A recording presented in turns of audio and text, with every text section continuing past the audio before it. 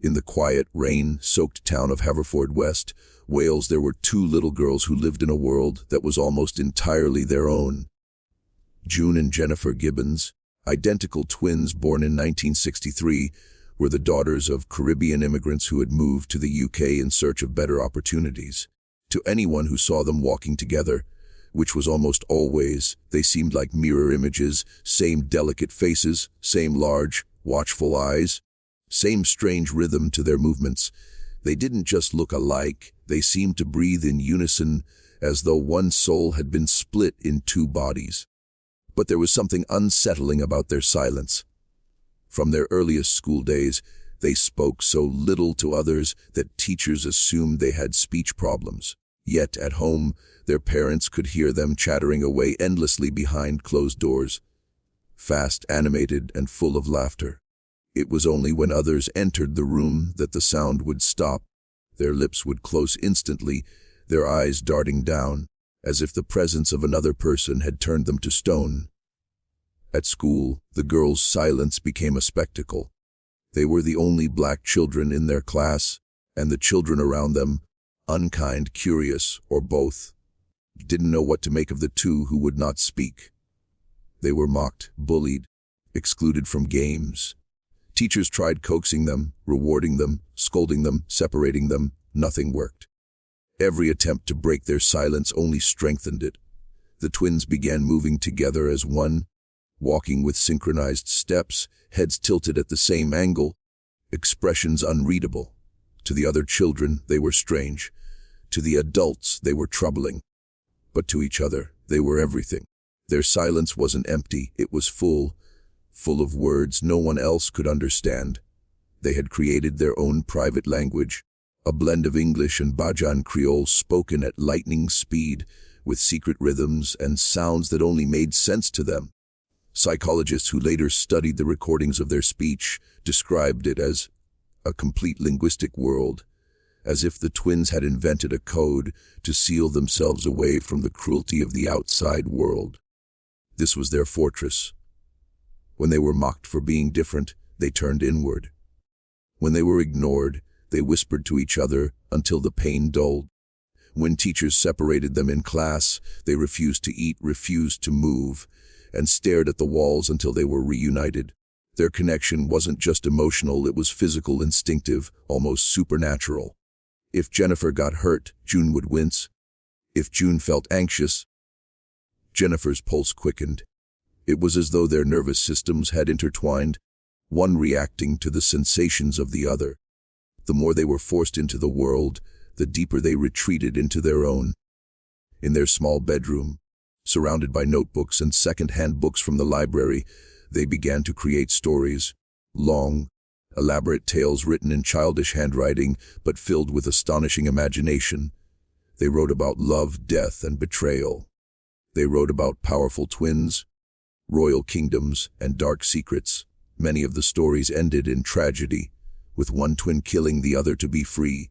Their parents thought it was just fantasy. But to anyone who could see beneath the surface, it was something darker, a mirror of the silent storm forming between them. As they grew older, that strange connection, once a bond of love, began to twist. They adored each other and yet resented each other. They needed each other but longed to be free. Each twin began to feel as though the other was consuming her, draining her life. Jennifer wrote in her diary that she sometimes felt June was controlling her thoughts. June wrote that she felt Jennifer was the stronger one, the dark shadow she could never escape. Their love had become a battle for control, quiet, invisible, and deadly.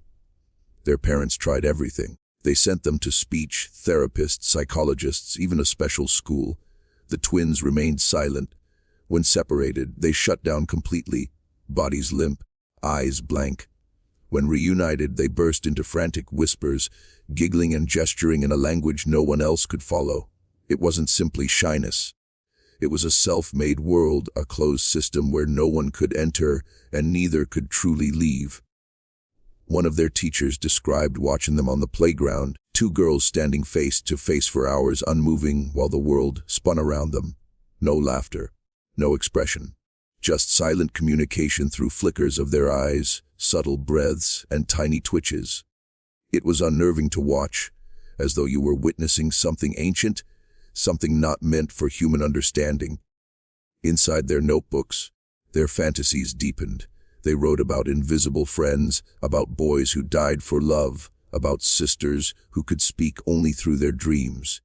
Their handwriting filled thousands of pages, tight, slanted words tumbling over each other like waves. They didn't show these stories to anyone. They wrote them for themselves, and perhaps for each other, the only audience they trusted. In those teenage years, the real world slowly began to fade for them. They skipped school more often. They stayed locked in their room, performing small rituals, mimicking each other's movements, recording imaginary radio shows, and staging plays for invisible crowds. Their parents would sometimes peek in and find them dancing in eerie unison, laughing softly at jokes only they could hear. The adults around them didn't know what to call it. Autism, psychosis, witchcraft. No diagnosis seemed to fit. The truth was stranger than any label. The girls had built a private dimension, a place where they were both gods and prisoners. But beneath the laughter and games, the tension between them kept tightening. June once wrote in her diary, "No one in the world knows our secret, but we do. We live together in fear. I fear her. I fear her power. She says she will never leave me, but I want to be free." Jennifer's diary mirrored that darkness. "We have become fatal enemies in love. One day she will die. I will have to kill her to be free." These weren't empty teenage threats. They were confessions, fragments of a war fought in silence. In mirrors and in dreams, outside their bedroom, the world saw two mute girls, strange but harmless. Inside, there was a battle between identity and annihilation, between love and suffocation. They weren't just twins, they were each other's jailers. And yet, there was a tenderness to their tragedy. Even when they fought, they couldn't bear to be apart. Even when one hated the other, they clung together in fear of what the world would do if it ever tore them apart completely. By the time they reached their late teens, their silence had hardened into myth. Neighbors whispered about them. Teachers gave up. Doctors took notes. The girls themselves grew quieter, more withdrawn. Their notebooks became their only voice, pages of madness, beauty, and pain that no one would read until years later when it was far too late. No one yet knew that this silence, this eerie, unbreakable bond, would lead them down a path of obsession, crime, and tragedy. The world would one day call it one of the strangest cases of twin psychology ever documented. But in that quiet house in Wales, it was simply two sisters trying to survive a world that had never made room for them. By the time June and Jennifer reached adolescence, their world had split into two layers. The visible one, where they moved through life like shadows, and the hidden one, where everything was alive, intense, and constantly shifting. Teachers, doctors, and neighbors saw only the surface, too quiet, expressionless girls who refused to talk. But underneath that silence, a strange universe was expanding, one written in notebooks, lived in imagination, and guarded by a bond no one could penetrate. In their teenage years, the Gibbons twins had become a mystery even to their parents. Audrey and Gloria Gibbons tried to reach them, but the girls' responses grew colder with time. They would eat together in silence, exchange a few quick glances, and retreat to their room before anyone could say much. At night, their parents would hear muffled giggles, whispers in their invented language, the soft rustle of paper. Sometimes they'd find the twins writing furiously, hundreds of pages of fiction, diary entries, and secret plans. Each morning, June and Jennifer would wake up, mirror each other's movements, dress identically, and leave for school together. They avoided eye contact with everyone. They rarely wrote on the blackboard, and when teachers called on them, they stared ahead as if they hadn't heard. But as soon as they were alone, when no one was watching, their silence dissolved into a whirlwind of energy. They talked, argued, plotted, and laughed in rapid bursts of their private speech. It was during these years that their fascination with storytelling turned into obsession. They wrote novels on typewriters their parents had given them for Christmas.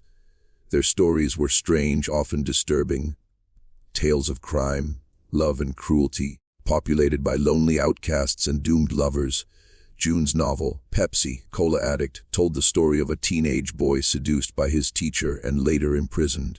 Jennifer's Discomania was darker still, a tale of madness and control. Each story mirrored their own emotions, longing for freedom, fear of dominance, and an ever-growing darkness between them. The twins mailed their stories to publishers, hoping someone would see their brilliance. But rejection followed rejection. To outsiders, it was just a teenage dream crushed by reality. To the twins, it was proof that the outside world didn't want them, that only their secret world had meaning. Their isolation deepened. They began skipping school more frequently, preferring to stay home and act out scenes from their stories. Sometimes they recorded their own radio dramas, complete with sound effects and background music. Other times, they'd lie side by side, staring at the ceiling for hours, whispering ideas for new tales. There were moments when they seemed inseparable, two minds locked in perfect harmony. But there were also flashes of tension, silent glares, and bursts of violence that frightened even them. Jennifer, the darker of the two, often seemed to hold the upper hand. She was the one who decided when they would speak, what they would write, and even when they would eat. June later described feeling possessed, trapped inside her sister's will. In her diary, she wrote, "She is the only one who can make me live, but she is the only one who can make me die. I feel her shadow on me, crushing me. We are cursed." Jennifer, meanwhile, wrote about feeling chained to June, as though their souls were bound by some cruel joke of fate. "Without her, I am nothing. Without me, she is nothing. But one of us must die so that the other can live."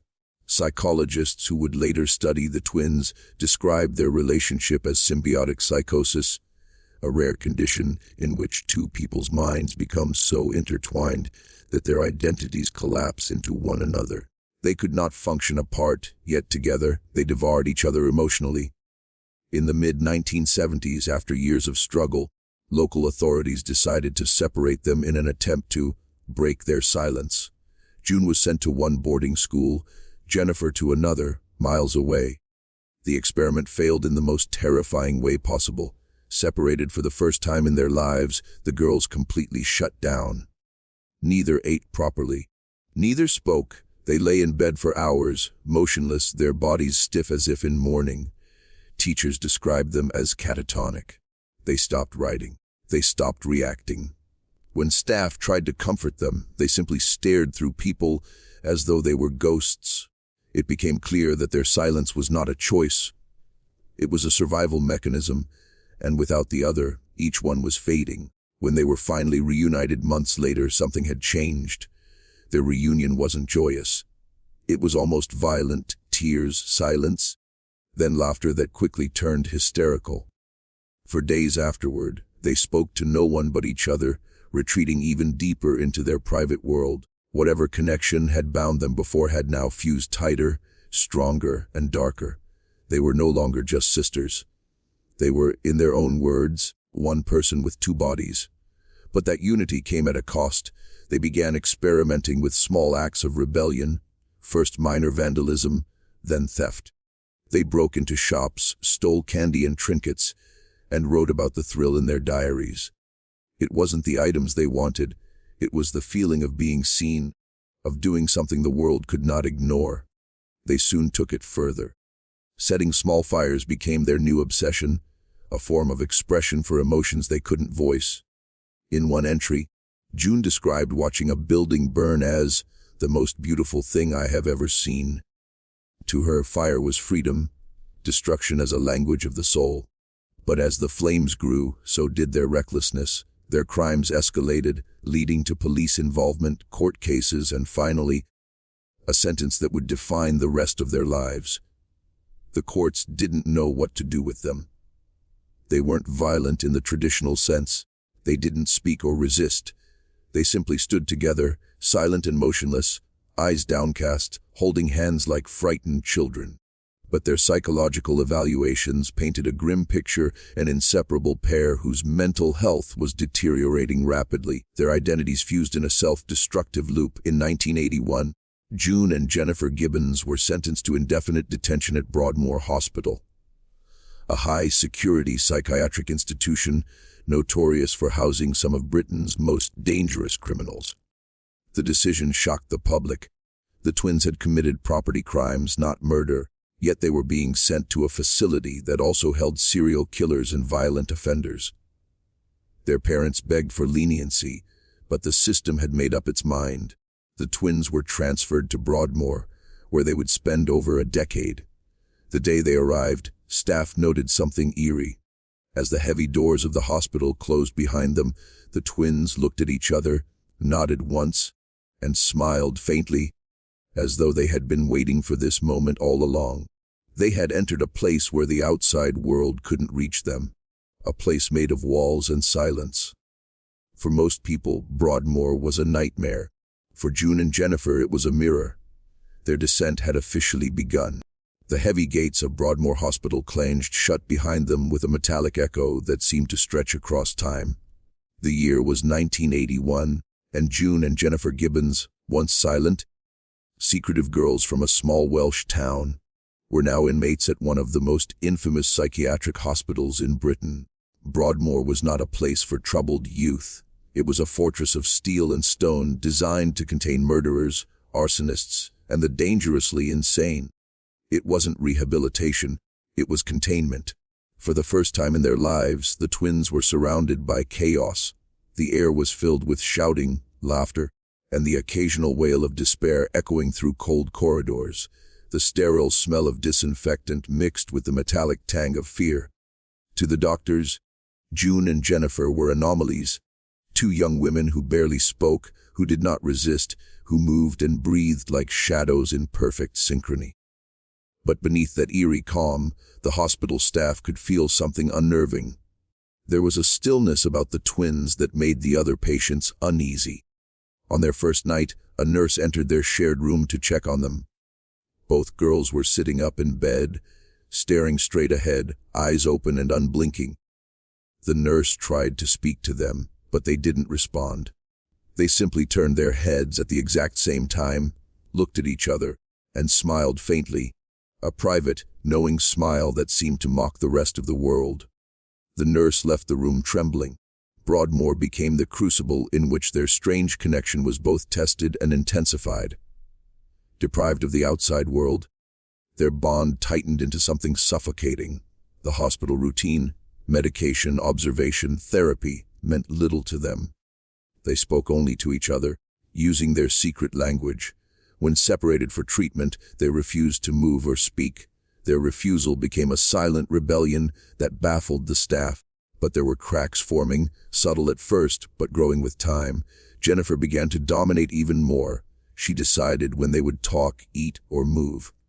June, quieter and more reflective, grew increasingly trapped under her sister's shadow. The journals they kept during these years revealed a chilling tug of war, two minds spiraling in unison, yet fighting for control of their shared existence. Jennifer wrote, "She wants me to live, but I want her to die. We have become one, but we cannot both exist." June wrote, "I am in her shadow. She is my dark twin, my keeper. If I die, she will live. If she dies, I will be free." These weren't metaphors. They were statements of belief. The twins had begun to view their bond not as a blessing but as a curse, a supernatural tether that one day would demand sacrifice. Over the years, their journals became darker. They chronicled the routines of Broadmoor, the endless pills, the slow decay of the mind, and their dreams of escape. But even in dreams, they could not be apart. In one entry, June described running through a forest only to look back and see Jennifer following, silent and smiling. In another, Jennifer wrote of drowning in a lake while June stood on the shore, motionless, watching. To the doctors, the twins were fascinating and deeply disturbing. Psychiatrists debated whether they were schizophrenic, psychotic, or something entirely new. Their case drew international attention. Reporters nicknamed them the Silent Twins, and for the first time, the world wanted to hear their story. But when journalists came to interview them, they stayed silent. They stared, smiled, and refused to answer. One journalist later wrote that being in their presence was like standing at the edge of a black hole, something powerful and silent that pulls everything toward it. Years passed inside Broadmoor, marked not by events but by the slow erosion of time. They spent birthdays together, sometimes without speaking a single word. They took their meals side by side, hands barely touching. Occasionally, they would erupt in sudden laughter or violent fights, throwing furniture, pulling hair, and screaming in their private tongue until staff restrained them. Yet after each fight, they would cling to one another, crying quietly. Their love was inseparable from their hate. In one of June's later writings, she described Jennifer's influence as a slow possession. She wrote, "She has taken my spirit. I look in the mirror, and her face is mine." The doctors observed this strange dependency with both fear and fascination. Despite being given separate therapy sessions, the twins refused to open up individually. When one began to speak, the other would appear agitated, restless, even physically ill. On one occasion, June began to answer a therapist's question. Moments later, Jennifer collapsed on the floor unresponsive, as though her twin's words had drained her life force. The session ended immediately. It became clear to everyone that their connection defied explanation. It wasn't merely psychological, it felt, to those who witnessed it, supernatural. In 1985, a new psychiatrist, Dr. Tim Thomas, was assigned to their case. Unlike others before him, he didn't try to force speech, he simply observed. Over months, he began to notice small changes. The way Jennifer's body language dominated June's, the way June's eyes followed Jennifer's every movement, as if seeking permission to exist. When he asked June privately if she wanted to be free of her sister, she whispered, for the first time in years, "Yes, but I can't." It was the first time anyone had heard her voice outside of her twin's presence. That whisper marked a turning point. Soon after, Jennifer began to weaken physically. Nurses noticed her losing weight, her movements slower, her complexion pale. Medical tests showed nothing wrong. She was healthy, at least on paper, but her decline continued. She told staff that she wouldn't be around much longer. When they asked what she meant, she only smiled and said, "We've made an agreement." June's behavior changed too. She began to speak more often to nurses, showing signs of relief. It was as though the invisible leash around her was loosening. One staff member described it as watching someone slowly wake from a long nightmare. Their bond had entered its final phase, the point of surrender. Both twins now believed one of them had to die for the other to live. Jennifer accepted that it would be her. She began telling visitors and staff that her death was decided. She didn't seem afraid. She even told June, "I'm going to have to die now." June didn't protest. She simply nodded and said, "Yes, it's what we've always known." It was as though the roles had reversed. June, once the weaker, now the survivor. Jennifer, the dominant twin, now the offering. In the spring of 1993, after more than a decade at Broadmoor, authorities decided that the twins could be transferred to a lower security facility, Caswell Clinic in Bridgend, Wales. The news should have been joyous. They would finally be leaving the hospital that had held them captive for 12 long years. But among the staff, there was a strange, uneasy feeling. Jennifer had grown quiet, not the silent defiance of before, but a calm, fatal silence. The night before the transfer, she whispered to June, "At long last, we are free, but one of us must go." June later wrote that she didn't sleep that night. She could feel something shifting, not in her sister, but in the air itself, as if the unseen force that had bound them since birth was about to snap. The next morning, the van arrived to take them to Caswell. The twins sat side by side in the back, hands clasped tightly. Staff members reported that Jennifer's head began to droop as they drove. By the time they arrived, she had collapsed against June's shoulder. But that moment, the one where Jennifer's body went still, belongs to the next chapter. For now, Broadmoor stood behind them like a haunted monument to their shared madness, the place where two souls collided and one began to fade. and June, the survivor, would spend the rest of her life trying to understand what really happened inside those walls. The iron gates of Broadmoor Hospital groaned open as June and Jennifer Gibbons stepped through, their wrists cuffed, their faces blank. The gray clouds hung low over the sprawling asylum, and the cold wind carried the scent of rain and metal. They were just 19, two silent girls from a small Welsh town, and now they were walking into one of the most infamous psychiatric hospitals in all of Britain. Inside these walls lived serial killers, murderers, and patients long forgotten by time. The sound of the gates clanging shut behind them echoed like a sentence written in stone. Broadmoor wasn't a hospital. It was a world apart, where reality warped and time seemed to slow. The twins were placed in separate wings for evaluation. That first night, for the first time in their lives, they slept apart.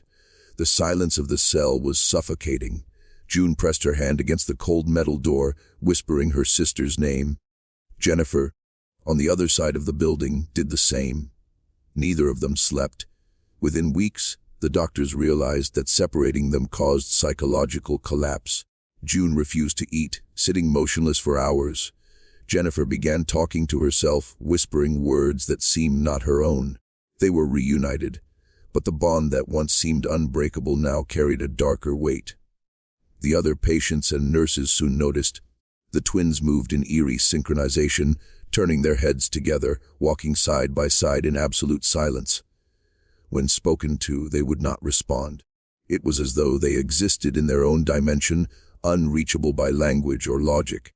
But their diaries told another story, one of torment. They wrote obsessively, filling pages with pleas, arguments, and confessions. June described Broadmoor as hell on earth, while Jennifer called it the kingdom of the dead. They feared the other patients, many violent and unpredictable.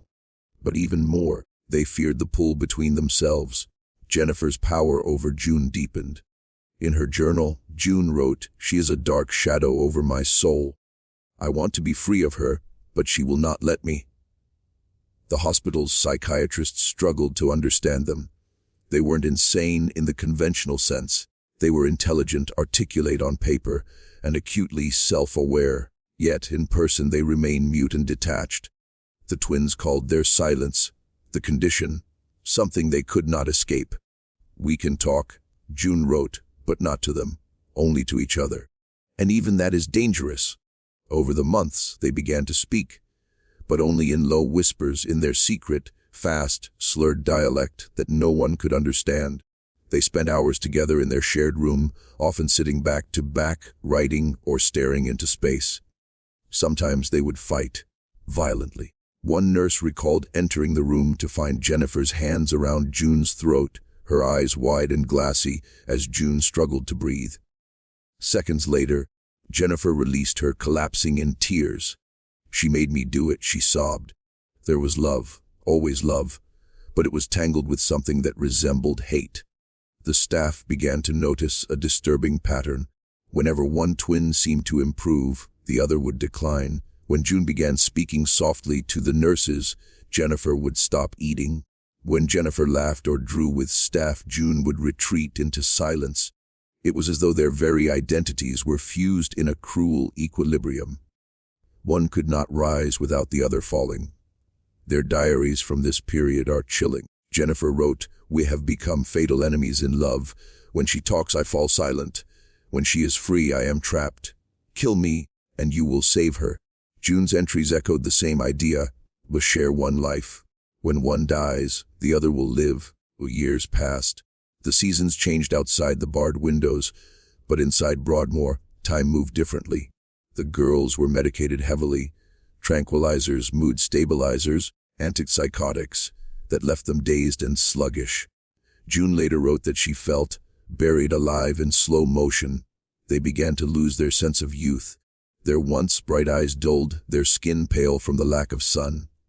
Yet they kept writing, always writing, their notebooks filled with poetry, despair, and strange, prophetic visions. Then, around 1987, something shifted. Visitors noticed that Jennifer had grown quieter, almost peaceful. June, on the other hand, had started smiling more, talking softly, even laughing at times. Their relationship seemed to have entered an eerie calm. But to those who looked closer, that calm felt like the silence before a storm. During an interview with journalist Marjorie Wallace, who had been studying the twins for years, Jennifer said something that sent chills down her spine. "We have decided," Jennifer whispered, "that one of us has to die." When asked what she meant, Jennifer only smiled faintly and said, "We've made a pact. It's been decided." June confirmed it separately in her own quiet way. "Jennifer will die," she said, "and I will live. That's what we've agreed." Wallace was horrified, but the twins seemed strangely serene about it, as though death was not a tragedy but an exchange.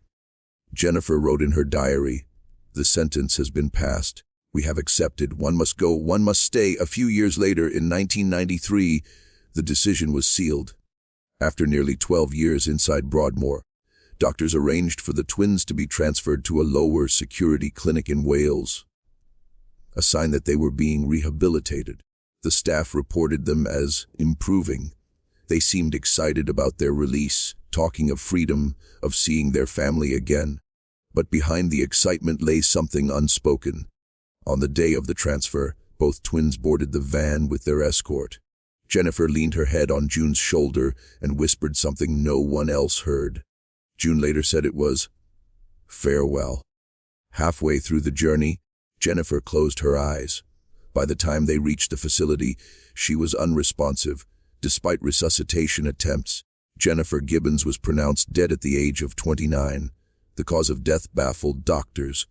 There were no drugs, no poison, no heart defect. She was simply gone. Her heart had stopped without reason. June later told Wallace, "She just went to sleep. We had decided that it would happen." In her final diary entry before that day, Jennifer had written, "Today my beloved twin is finally going to be free, and I shall die." After Jennifer's death, June was released a year later. She moved closer to her family, began to speak freely, and eventually started living a relatively quiet life. She told interviewers, "I'm free now. I'm finally free." But when she said it, her eyes glistened, as if freedom carried a sorrow too deep for words. When the doctors pronounced Jennifer Gibbons dead, the silence that followed was almost sacred. The air in the van felt frozen. Even the nurses said it was as if time had stopped. June sat beside her sister's lifeless body, unmoving, staring straight ahead. There were no tears, no screams, just a strange, knowing calm. Later, when asked what happened, June's voice was low and steady. "We had decided it would be her." Those words lingered in the sterile corridors of Broadmoor like an echo, confusing and horrifying everyone who heard them. How could two young women make such a decision, and how could one simply die because of it? Jennifer's body was returned to Wales, where the family held a quiet funeral. June stood beside the coffin, her face pale and unreadable. The community watched her closely, whispering among themselves. Some pitied her, others feared her. To many, it seemed as though she had absorbed her sister's life, as if Jennifer's death had given her the strength she never had before. June placed a single rose on the coffin and whispered something no one else could hear. Those who stood near swore they saw her lips tremble with the words, "You're finally free." After the burial, June went home. For the first time in her life, she slept alone. The walls of her room were lined with their old diaries, notebooks filled with secrets and confessions that now seemed like relics of another existence. She opened one of Jennifer's journals, reading the words written in her sister's distinctive looping handwriting. "We have become one. Death will not part us, only complete us." That night, June dreamed that she and Jennifer were children again, running through golden fields, laughing without sound. But when she turned to look at her sister, Jennifer began to fade into smoke. June woke with a start, her chest heavy, her breath short. And for the first time she cried. The tears came not as grief, but as something stranger release. For years she had lived as half of a shadow, bound by a love that consumed her. Now, for the first time, she could feel the boundaries of her own self. It was terrifying. It was beautiful. In the months that followed, June began to change. Slowly, she started to speak. At first, it was only to her mother. Simple words, short sentences, hesitant like a child learning language again. Her mother would weep silently as she listened, afraid that if she reacted too strongly, the silence might return. But it didn't. June began speaking to her sisters, to neighbors, to doctors. The same woman who once refused to utter a word outside her secret language now carried full conversations. The journalists and psychologists who had studied the twins for years were astonished. Marjorie Wallace visited her soon after Jennifer's death and found June transformed. She smiled. Wallace later wrote, "She talked openly about her feelings, about her childhood, about Broadmoor. It was as though Jennifer's death had unlocked her. But the transformation wasn't complete peace. Beneath the calm, June carried guilt, a guilt that whispered to her every night before sleep. In her diary she wrote, "While we're one soul split in two bodies. When she died, I felt her breath leave me. And then I felt my own lungs fill with air for the first time. But I know she gave it to me. She gave me her life." June spoke often of Jennifer, always in the present tense. She said she still felt her sister near her, not as a ghost or an apparition, but as a presence that lived within her skin. "She's still here," June told Wallace, "but she's quiet now. She's resting." The doctors couldn't explain Jennifer's death. There was no sign of trauma, poison, or disease. Her heart had simply stopped. But to June, the explanation was simple. She gave up her life so that I could live. In the years after her release, June lived in a small flat near her family in West Wales. She took long walks alone, often through the countryside where she and Jennifer used to play. People in town would sometimes see her sitting on a park bench, writing in a small notebook, a faint smile on her face. She didn't write the dark stories of her youth anymore. Instead, her writing became reflective, even peaceful, poems about nature, solitude, and forgiveness. She once wrote, "Silence used to be our prison. Now it is my friend." But the shadow of Broadmoor never left her. Occasionally, she would visit Jennifer's grave, always bringing 2 items of fresh rose and one of their shared diaries.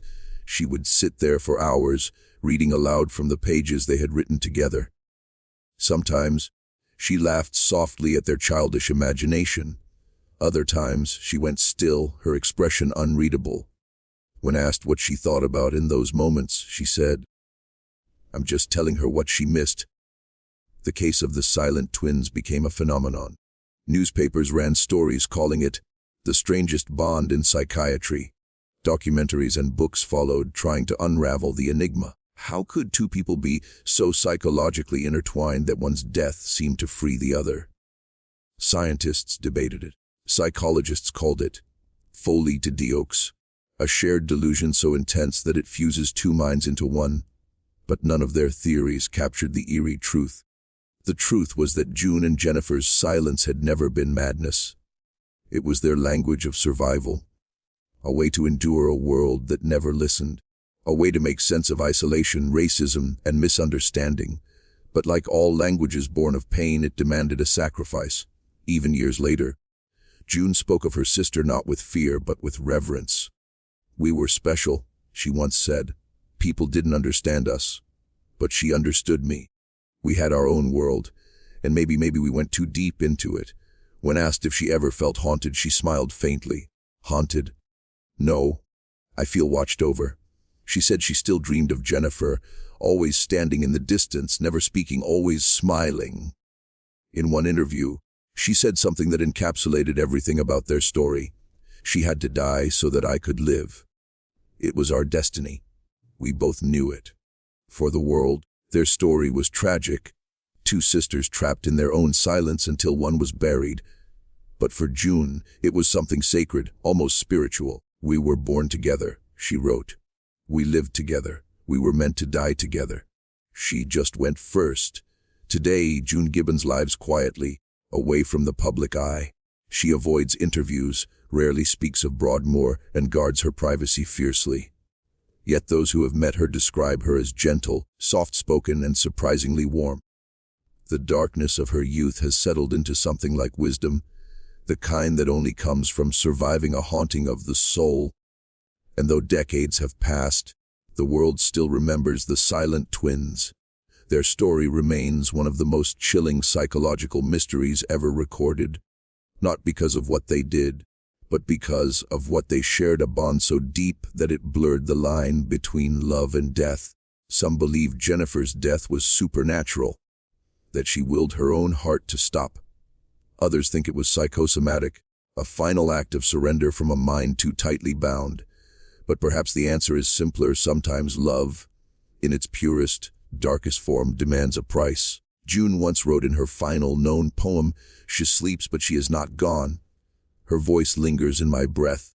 We were two halves of one story, and she gave me the end." In the years following Jennifer's death, the story of the silent twins spread like wildfire. Newspapers, tabloids, and television networks across Britain, and eventually across the world, latched onto the eerie mystery of two sisters who had refused to speak to anyone but each other for nearly 3 decades. The headlines were irresistible: the twins who spoke their own language. One died so the other could live.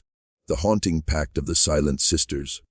For the first time in their lives, June Gibbons found herself surrounded by voices. Too many of them. Reporters camped outside her small flat in Haverfordwest. Documentarians called her, publishers sent letters, strangers wrote to her with sympathy or curiosity.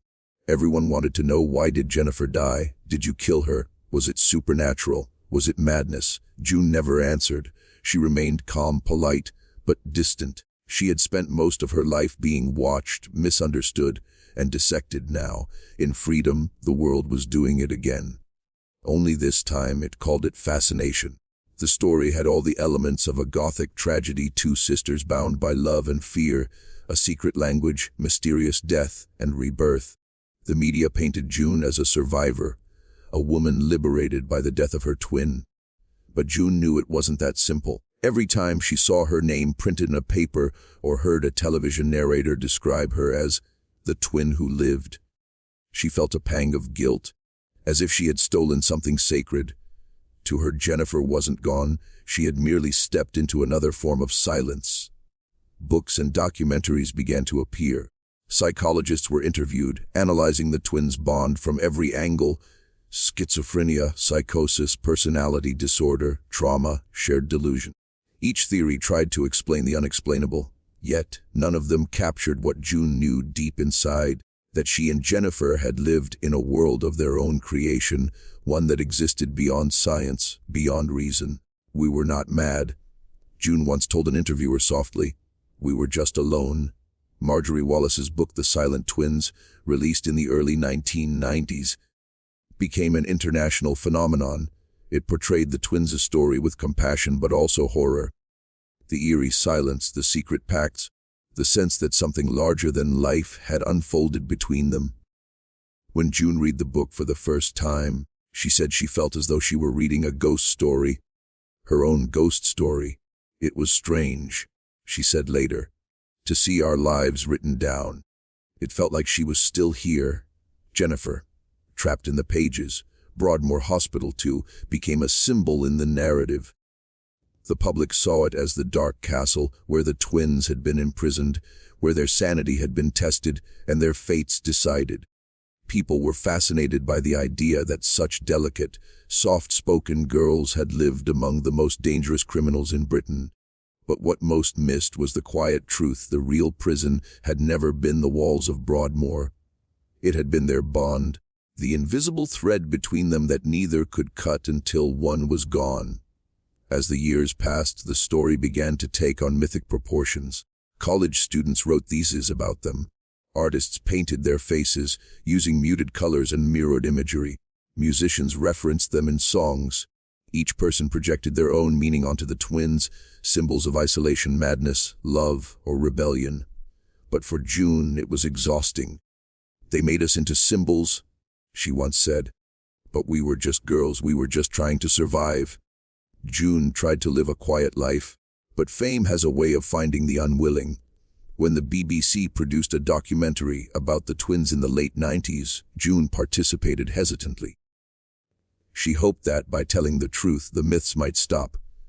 The cameras filmed her sitting in her small living room, speaking softly about her childhood, her writing, her time at Broadmoor. She didn't cry, she didn't dramatize, but there was a kind of power in her stillness, a quiet resilience that unsettled viewers.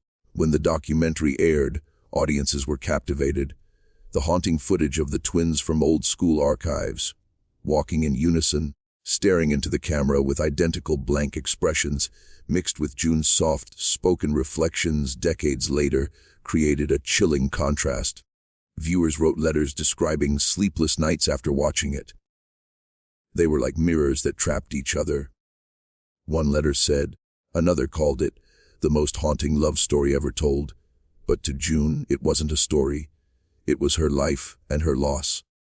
She grew wary of the attention.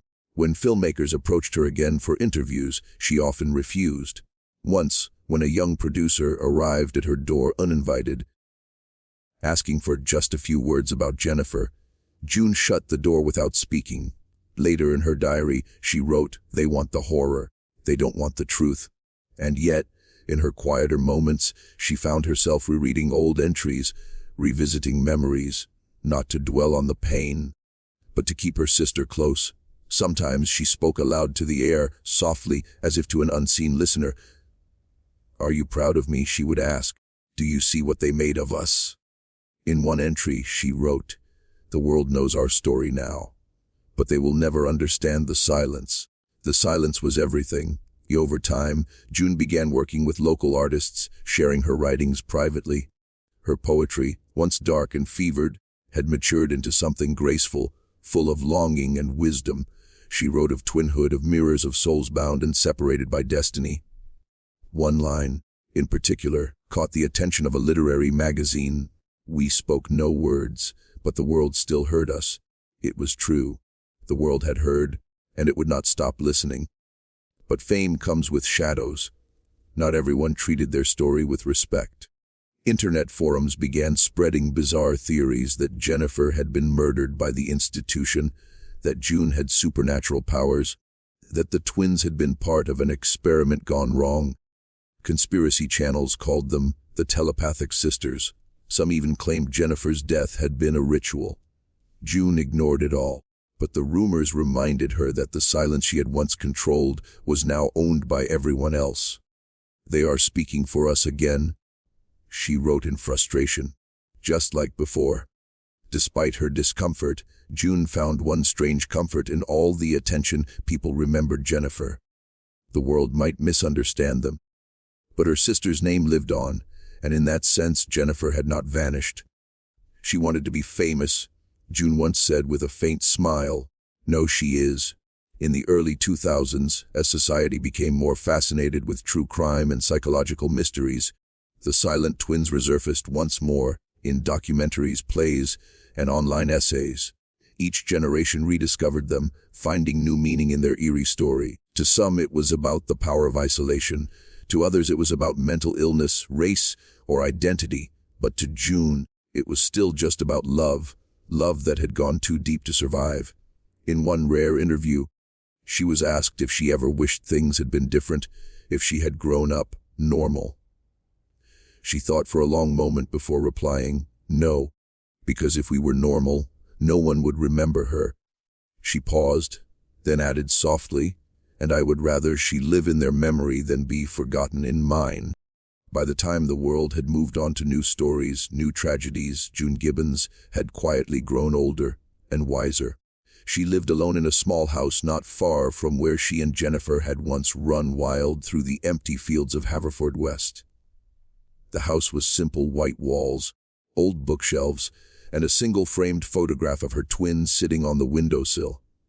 Every morning, June would make herself tea, open the curtains, and let the light fall across Jennifer's face in the photo. "Good morning," she would whisper. It was a ritual, one that tethered her to the past without letting it consume her. She had learned over the years that grief does not vanish, it simply changes shape. At first, it had been a storm, loud, violent, and all-consuming, but as the decades passed, it softened into something gentler, a mist that followed her, always present but no longer suffocating. She could breathe again, even smile sometimes. But the silence, their old, sacred silence, never fully left her. It was her inheritance, her curse, her comfort. June often walked through the town unnoticed. Few recognized her anymore, and even fewer dared to approach. Some locals still whispered when she passed by. That's one of them, the twins. But she didn't mind. Once, those whispers had felt like knives. Now, they sounded like echoes of a distant life. She had survived them before, she could survive them again. In the evenings, she wrote, her notebooks were full of dreams, fragments of conversations, and half-remembered moments with Jennifer.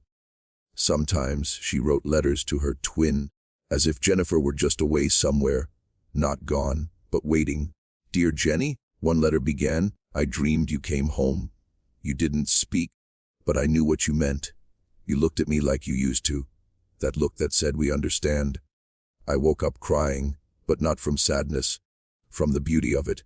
As her writing deepened, June began to reflect on what had truly bound them together. Was it trauma? Was it love? Or was it something neither of them could explain? Doctors and journalists had tried for decades to label them. Selective mutism, folie de deux, schizophrenia, but June had lived through all those words and none of them fit. "It wasn't madness," she wrote once. "It was a mirror. We saw each other so clearly that the world disappeared. That mirror," she realized, had both protected and destroyed them. It had kept them safe from the cruelty of the world. The racism, the bullying, the alienation they endured as the only black children in their Welsh school. But it had also trapped them in their own reflection. They could not escape themselves because they could not separate from each other. Jennifer had once written, "We are one soul divided in two bodies." June now knew how true and how dangerous that had been. There were moments when June felt Jennifer's presence so vividly that she questioned her sanity. Sometimes, while washing dishes, she would catch a glimpse of movement in the corner of her eye. A flicker, a shadow, and turn to see nothing there. Other times, she'd hear faint laughter, soft and childlike, echoing from nowhere. Once, as she drifted off to sleep, she felt a hand on her arm, light, familiar, almost loving. She didn't open her eyes. She didn't need to. "I know it's you," she whispered, and she smiled. Friends who visited her, a few trusted neighbors, an old nurse from Broadmoor who stayed in touch, would sometimes find her talking softly into the air. When they asked who she was speaking to, she'd say simply, "My sister." They never questioned her again, but not all her memories were tender. There were nights when the guilt returned, sharp and suffocating.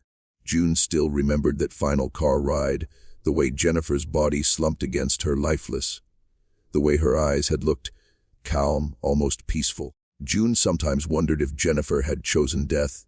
Had she truly given up her life so June could live? Or had her heart just failed after years of emotional exhaustion? June would never know, and maybe she thought it was better not to. If she sacrificed herself, she wrote, "Then I am both blessed and cursed, blessed to live, cursed to remember why." Years later, during an interview for a psychological journal, June was asked a question that startled her. "Do you believe Jennifer's death was spiritual, that something passed between you?" June looked down for a long time before answering. "When she died," she said quietly, "I felt a silence fall inside me. Not an empty silence, a full one, like she had moved into it. I think she lives there now." Her words unsettled the interviewer, but to June it was simple truth.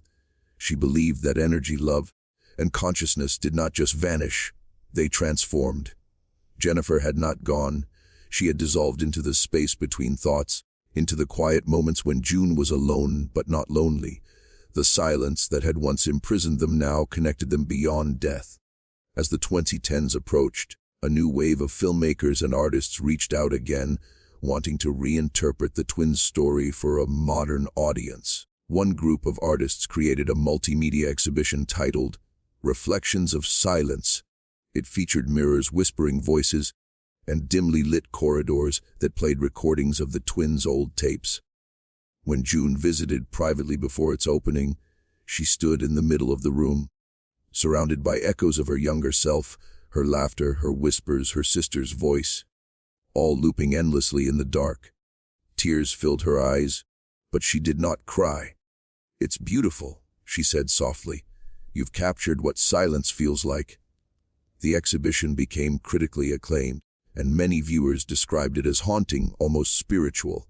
Some even left notes at the exit: apologies, confessions, reflections on loneliness. For June, it was strange but comforting. For once, people weren't just watching the twins, they were feeling them.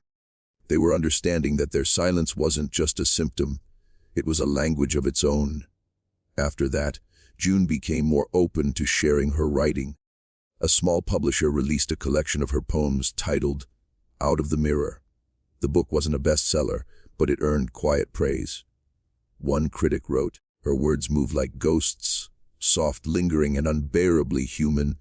In one poem, June wrote, "She died, and I began to breathe. She left, and I learned to speak. But every word I say still sounds like her." By now, June had made peace with her story. She no longer ran from the past, nor from the world's fascination.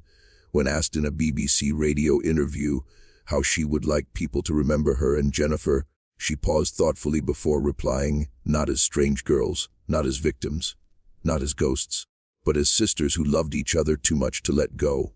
She smiled then, a small, genuine smile, the kind that hinted at years of pain, but also years of survival.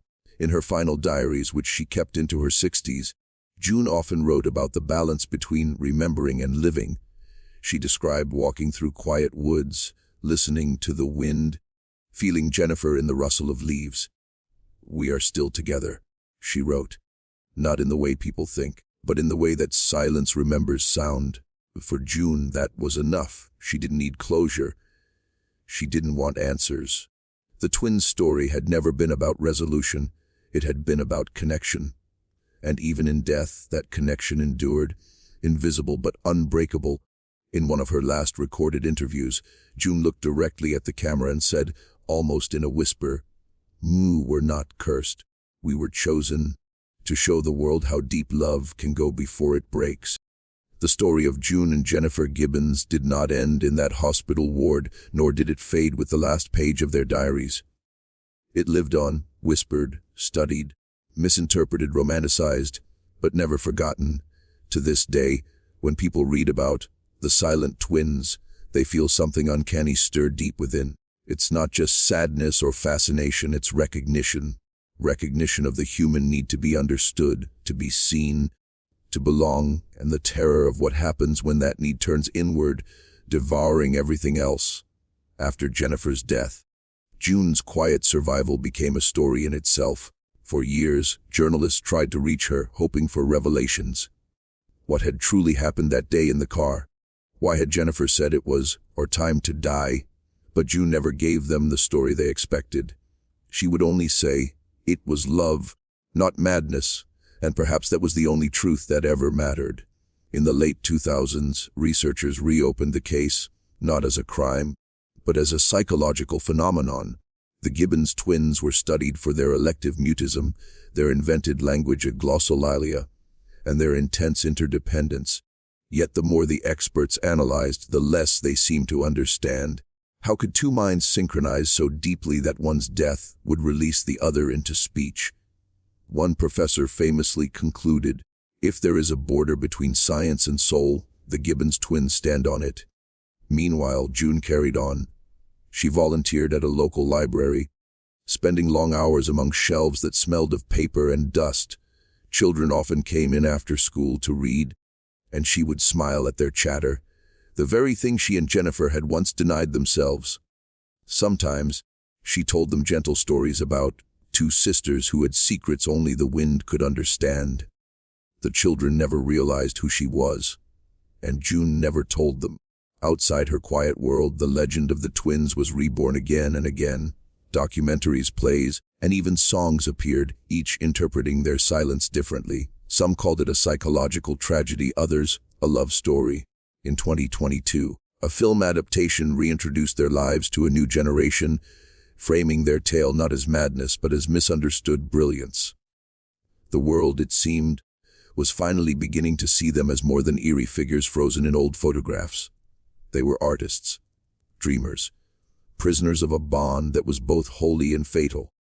Yet with each retelling, the story grew heavier, like a haunting retold too many times.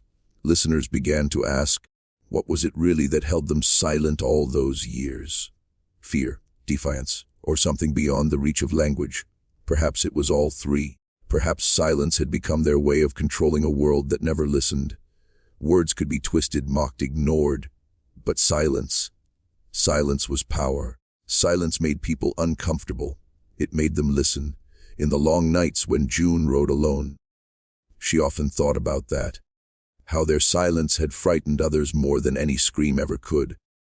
She once wrote in her final notebook, "We made the world afraid by saying nothing." Maybe that was the point. There's a strange poetry in that truth. The same silence that had once imprisoned them became their legacy, a mystery that would never quite be solved. Decades later, their childhood home still stands on a quiet street in Haverfordwest. The walls have been repainted, the floors replaced, but those who've lived there swear it has a presence. Doors creak when no one's near. A faint sound, like whispers behind walls, drifts through at night. Rational people dismiss it as drafts and memory, but a few claim they've heard two girls laughing softly in unison before everything goes still again. There's one story, passed quietly among locals, about a family who once found words carved faintly into the inside of a closet door. "We are one." No one ever figured out who wrote it, or when. Some say Jennifer's spirit lingers there, bound by her final promise to never leave June. Others say both twins are gone, their energy finally at peace. But those who have read their diaries, who've listened to the tapes, know better. The Gibbons twins never wanted peace. They wanted connection. They wanted eternity. And in a way, they got it. Because even now, more than 40 years after their story began, their silence still speaks. Every time someone watches a documentary about them, every time someone turns the page of their journals, they are momentarily drawn into that wordless space the twins created. A place where meaning lives between sounds, where emotion replaces language. One BBC radio producer once described visiting the twins' old Broadmoor room while preparing a retrospective. The cell was empty, stripped long ago, but he swore that when he stood there, it felt like being watched by two shadows, waiting to see if I'd listen. He left without recording a single word. "It wasn't fear," he said later. "It was reverence." And that might be the most chilling truth of all, not the silence itself, but the depth of it. How silence can outlast words, how love can blur the border between life and death, and how two sisters could make the world pause simply by refusing to speak. June Gibbons is still alive today. Occasionally she attends poetry readings under a pseudonym, sitting quietly among audiences that have no idea who she is. When she reads, her voice is soft, careful and melodic, the kind of voice that carries history in every syllable. Her poems, simple yet piercing, often end the same way, with silence, a pause, a space that feels almost sacred. When she finishes, the room always falls still. People describe feeling an odd shiver, like they've just brushed against something invisible. One listener once said, "It's as if someone else was breathing beside her." June never confirms it, but she doesn't deny it either. She just smiles, that same enigmatic, knowing smile, and walks off stage. In interviews, when asked what she thinks Jennifer would say now, June's eyes soften. "She'd tell me to keep writing," she says. "She'd tell me to keep our story alive, but only in truth, not in fear." Then she pauses, and she'd probably tease me for talking so much. She laughs quietly at that. It's a warm sound, fragile but real. And for a moment, the ghost of her sister seems to laugh with her. In the end, that's what remains. Not the tragedy, not the mystery, but the echo. The echo of two girls who once chose silence as their shield, and in doing so became immortal. When you listen closely, in the hush between words, in the spaces where thought turns to feeling, you can still hear them. The silent twins, the girls who spoke only to each other, yet taught the world the language of silence.